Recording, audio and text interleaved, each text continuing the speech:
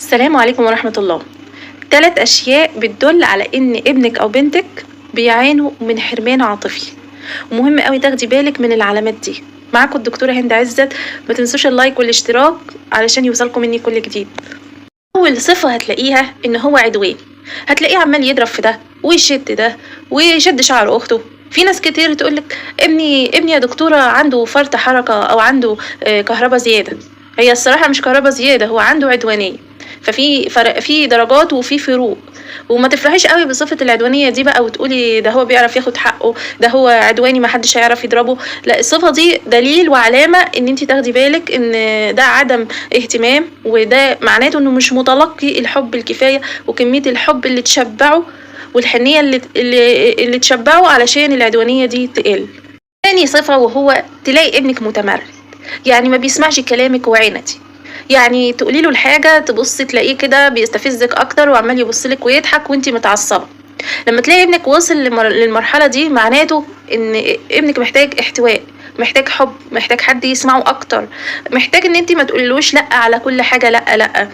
المهم انك تحتويه، تسمعيه علشان وتسمعي رأيه، مش هو لا وخلاص وتفرضي رأيك انتي. فهو محتاج حب، محتاج حنية، محتاج احتواء.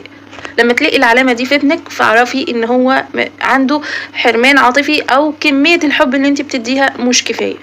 تالت صفة وهو هتلاقيه بيحب الناس اللي بره، هتلاقي في حد اقرب ليه منك، بيحب مثلا جده اكتر منك، بيحب عمته اكتر منك، بيحب شخص معين خارج البيت اكتر منك. فانت ما تفرحيش برضو بالصفة اللي انت لقيتيها دي، ده ان معناته علامة خطيرة جدا، معناته ان انت مش مشبعاه الكفاية، ان هو مش واخد جرعة الحب والاحتواء منك كفاية، فلاقيها بره.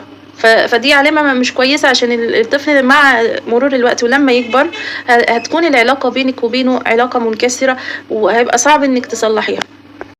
الطفل بيروح فطريا وبدون وعي منه للحاجة اللي هو محتاجها وبيحاول ان هو يشبعها.